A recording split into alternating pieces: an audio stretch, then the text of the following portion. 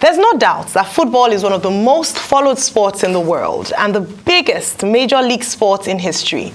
Almost every country in the world competes in football on some level. It's a game that has been around for generations and is cherished in many countries worldwide.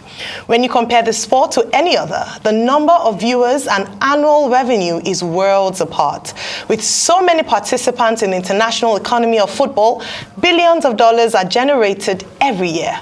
From pitch and stadium it's played in, everything in football is monetized in some way to generate revenue. Football competitions like the World Cup are highly lobbied for due to the amount of revenue it can generate for the host countries and also a boost in the tourism sector.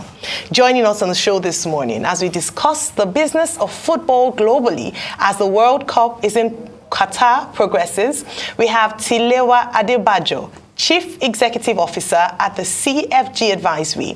He'll also be reacting to the GDP of Nigeria released yesterday. Welcome to the morning show.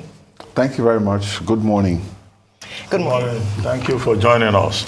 Well, let's start with sports before we begin to talk about GDP. After all, we are also owner of a stationery stores football club. What do you think of the ongoing World Cup? The big conversation is, should Qatar have even been allowed to host the World Cup in the first place? Consider the fact that politics seems to be overshadowing sports, some people say. Only yesterday, FIFA had to reverse itself after the protest by the Football Association of Wales to now say, well, you can wear rainbow clothes, you can wear rainbow bucket hats, everybody is welcome to the World Cup. This is after the German team closed their mouths, covered their mouths to show their protests against, FIFA and Qatar. This was after, Hurricane has been going around wearing a $1 billion worth of a Rolex Daytona watch that has a rose rainbow coloration. If they will not allow him to wear one pure love band, so he's wearing a very expensive wristwatch. Sorry, I almost showed my own. It wouldn't feature in comparison. But what do you think of this World Cup? Sports or politics? Well, I mean, with every global event, there's always politics. You remember in the Mexico Olympics, where the Black Power salute was given.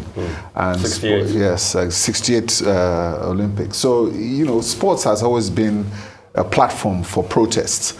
So I'm not surprised about that. And I think for me, it's really, yes, there are things you need to manage, but it's just that Qatar has rules. And they're a sovereign country with their own rules and laws and regulations. And I think it's important that we respect those laws. But of course, the game is going on. Look at the goals we've seen from Richarlison yesterday, Brazil playing Serbia. Look at the upset with the Saudis and the fantastic goal that they scored. So, I mean, the game is going to go on. We're going to be at the early stages. We're going to forget the politics and we're going to begin to enjoy the game. The winner of this World Cup is going home with $42 million. By just qualifying, every team got $1.5 million. Getting through the group stage alone, you're going to go home with about $10.5 million. If you get to the last 16, $17 million. So the runner-up is going to go with $30 million, third place, $25 million, and the others $27 million. So at the end of the day, everybody also knows why they're there, because they also know that it's also a payday. And, within the next 1 week, all this will settle and everybody will concentrate on the game. So it's just a platform of highlighting issues, but it's there. Football is a $120 billion global industry. And the revenues and the value of football is, with American football, Formula One, golf combined, cannot match the capacity of the game. The viewership is close to 1 billion. And I think the beauty is the fact that it is, one of the true global sports. This is the pinnacle of the game, which is the World Cup. And of course, you'll see that. And Qatar itself has used that opportunity to look at its infrastructure and economic development and spent close to $200 billion. That's half of Nigeria's GDP on the preparations for the World Cup. So it's a staggering amount of money floating around. So yes, and of course you might argue that if you call it a World Cup, how come it hasn't been hosted in a Middle East or an Arab country? So that is the politics of the World Cup, because we also hosted it in Africa. in South Africa, and of course, 2010. exactly, and of course the Asians also wanted it, so we had the Korea, Japan. So for the first time now, we can say that the World Cup is truly global and has been held on every continent, because the dominance has been with the South Americans and the Europeans. So, that's the politics of football. Thank you. Now, as you were, the figures are making my head spin.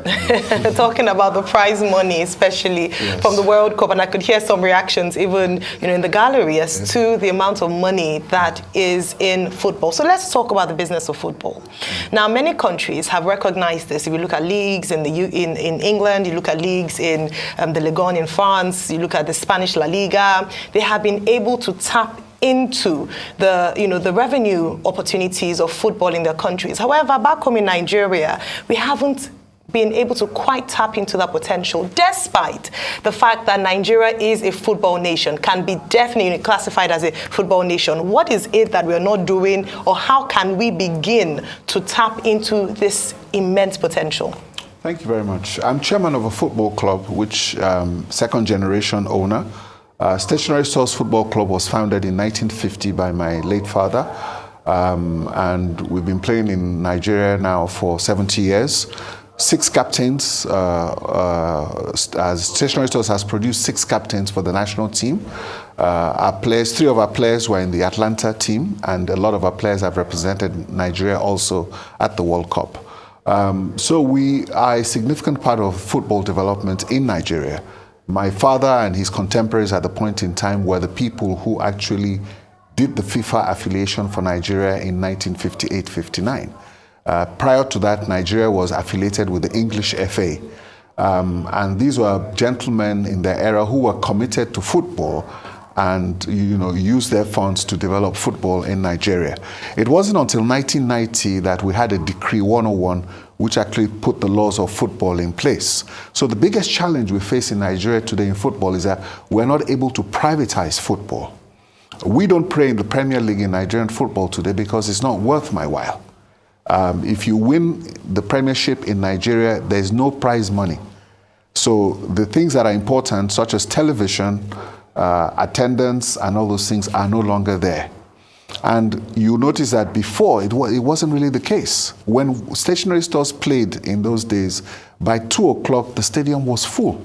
By 3 o'clock, even before the match started, the banks would bring in their bullion vans and bring out the cash away. Now, there's no longer attendance. And the challenge we had, we've missed a generation. The millennials are here now. The demographics have changed. Those millennials do not know where the stadium is in Nigeria. They're going to concerts with Burna Boy, Davido, and all that, and we have not introduced them to football. So now they're hooked on the global brand, watching through television. So that is the biggest challenge we've done, because we've not created that interest among the new generation. Secondly, the administration of football in Nigeria is highly corrupted and completely distorted. The Nigerian Football Federation is a non-entity. It doesn't exist. It's an aberration that they're using to manage the FIFA and Nigeria.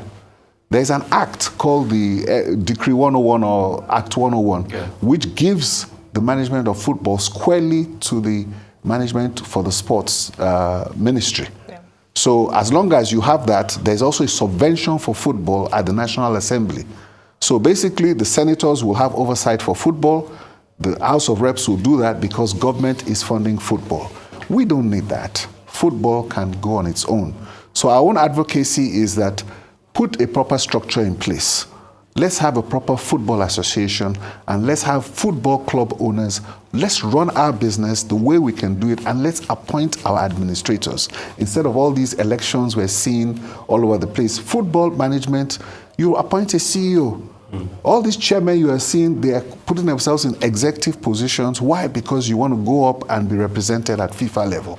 So the structure needs to be changed, and we need to radically privatize football in Nigeria to make it viable and to tap in, because yes, we do have stars abroad that play football. Yeah. So the question is how this can be done, because you see, when you even look at the World Cup we're watching today, the World Cup didn't come on stream until the late 70s. I think the first prominent one that got a lot of appeal and support and advert money was the 78 World Cup in Argentina.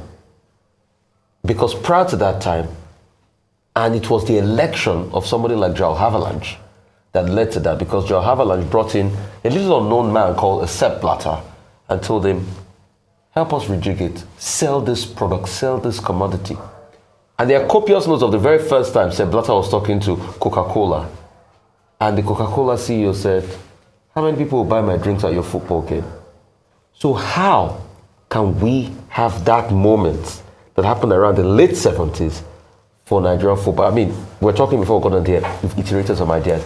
Is it that you guys will have to create another league apart from the National League to be able to get sponsorship in? Or you will have to do what a couple of businessmen did in the late 80s, sat in a Chelsea hotel and said, you know what, this long England Division 1 league that had 24 teams is not sustainable. We'll trim it down to 20 teams, put television money in it and call it the Premier League. And today, voila, it's still about what are we going to do? Because we need to crack it one way. Because I look forward to the days of stationary stores. I look forward to the days of shooting stars, Coca-Cola Challenge Cup and things like that, you know, Bendel Insurance and those teams.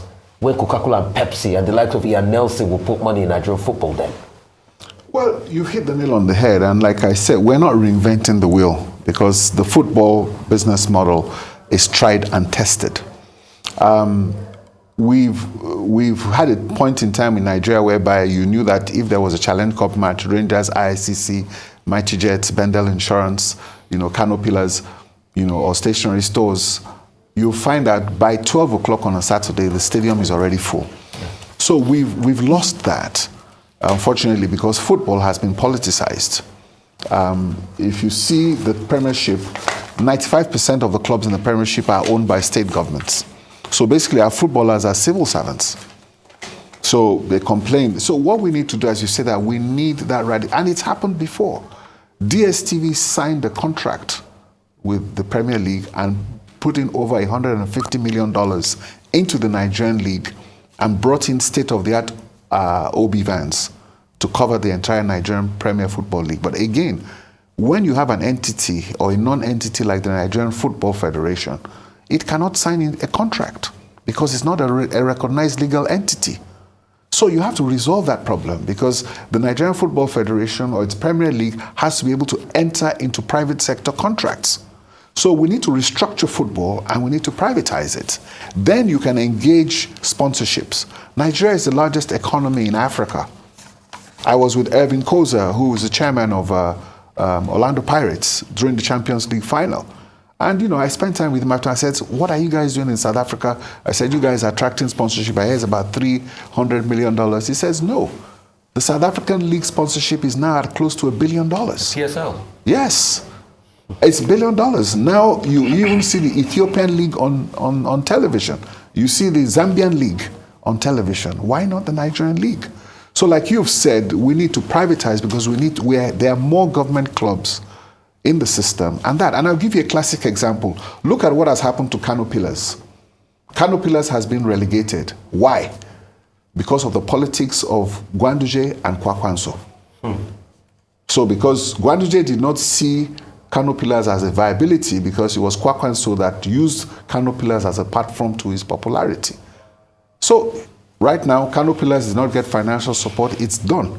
Eyimba was tops and winning Champions League during the years of Ojikalu. There's no support there. Wike has now brought Rivers up. But when Wike leaves, what's going to happen?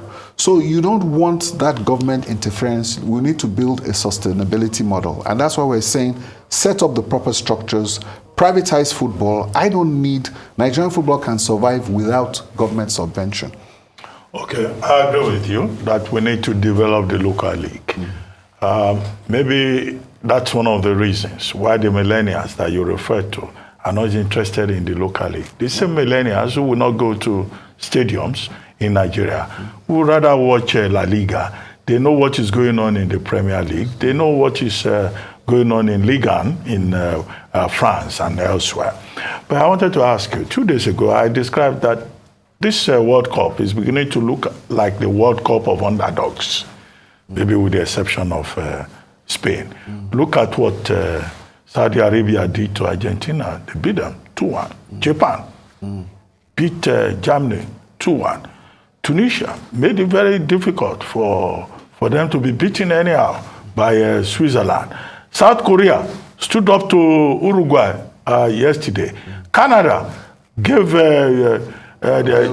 Belgium a tough time. Belgium still won, but it looked like they won by sheer luck. Look at Ghana yesterday against Portugal. It ended 3-2. And people are still questioning that penalty in the 65th minute that was awarded to Ronaldo. Yes. You know, because people thought Ronaldo fell too easily. After all, he says he goes to the gym. Why would he just fall anyhow? You know, just to get a penalty. So these smaller countries, they are not joking at all. Do you think the motivation is the money that you refer to, or something else? National pride, attempt to make history. There must be other factors beyond money that you place emphasis on. Yes, you've seen that World Cup is about participation. You talk about Saudi Arabia now. Do you know that Saudi Arabia, all the players you saw in the Saudi Arabian team were from their local league? All local league. So they have developed their local league. They have an active league, and they're seriously developing their players. So everybody is taking football seriously. These countries you're talking about, Japan, Korea, they were hosts of the World Cup. And they knew that they're developing their talents. You're now beginning to see a lot of Japanese players moving into the Premiership, because the Mecca, or the summit for professional football, is typically the European leagues. So you're now beginning to see a lot of all these players from Southeast Asia moving into the European leagues and getting the exposure and strengthening themselves. Nobody is sitting down. Yes, it's a World Cup of parity. You can see that everybody is at par now, and people are competing, because most of these countries have taken their local leagues seriously, and they've taken their football seriously. So it's the essence of how you organize yourself and decide that you're going to be able to compete at the global level, because football goes because everybody wants to use it as a source of national pride at the World Cup. And that's what makes the World Cup big, because everybody wants to know that, yes, we're a nation. It's not just about development. See what China will do in the next 10 years in terms of football, with what they're coming through. They're going to prepare themselves because they've done the Olympics. They also want to compete football. So these are the sort of things whereby people look at football not just as it's a source of national pride, and people know that apart from the money, we know we want to be able to use that to be able to compete and position your country at the global level. Yeah. All right, talking about the World Cup, I know that we are focusing on the countries who've been able to qualify and make it, but we cannot detract from the disappointment of not seeing our own national team represented in Qatar. Beyond that is the loss, the monetary loss as well to the footballers as well as the team as not being participating in the competition, in the tournament.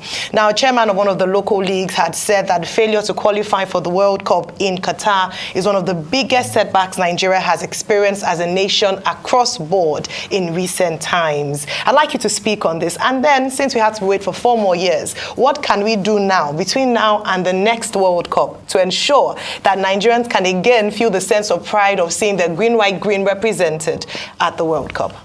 Well, you see, one of the things that's helped us in Nigeria a lot is the fact that we have talent.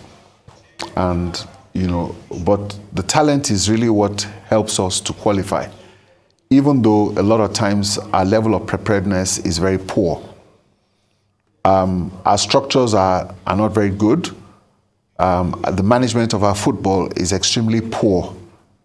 The administrators of football in this country are not interested in football. They're more interested in their personal goals, in their endeavors, except a few who are well off. And for those who are there, they're going there specifically to see what they can get for themselves. Except you see maybe some of the leadership who are gainfully employed in some other areas. So that is the challenge we see. So if you take a look at Nigerian football, how did we get to USA 94 to qualify for our first World Cup? We had a strong local league.